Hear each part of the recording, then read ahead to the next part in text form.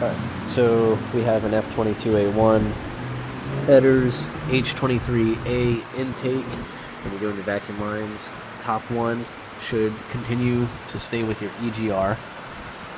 So that is your very top one. Your second one into the line should be going right here, the upper portion on the right side of the manifold.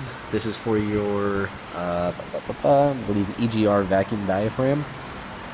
The very bottom one is actually to go underneath, and originally it was on the back. You can actually plug this one up.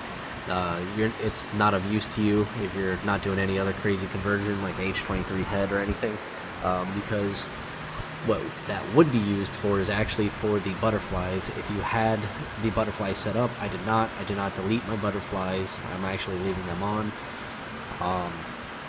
The cold air start diaphragm, when you're doing your swap, I just kept the same line. You could change up the line on it, but on the factory F22a1 there's a little nipple here, which is actually,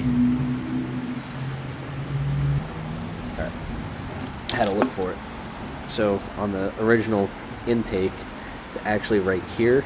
You can pull this little nub out, and what you do is, if you're using a coupler with a cold air intake, you can actually drill a slightly smaller hole, slap it down in there, make sure it fits snug. If you have to, use a sealer, and that vacuum line that goes to the cold air start actually runs into its own little feed line.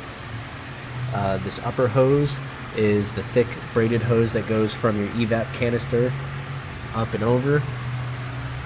The back here, let me grab the light.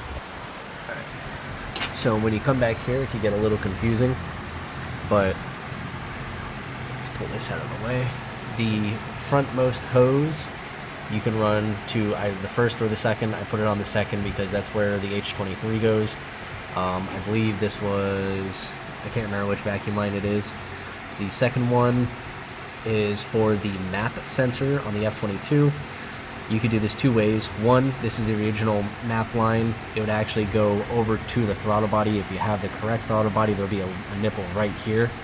This one there isn't because it's aftermarket. I actually plugged this one because it was meant for the 5th gen, which this was the map sensor. What you can do is get the 5th gen map sensor, plug it in. It's a direct wire up. So all you gotta do is actually just grab the wire and bring it all the way up front. And this bottom line, you shouldn't have disconnected it. It just goes to your evap canister in the top down here. So you can see the small line. That was the very back line right here. And then the thick one is right underneath it, and that goes here.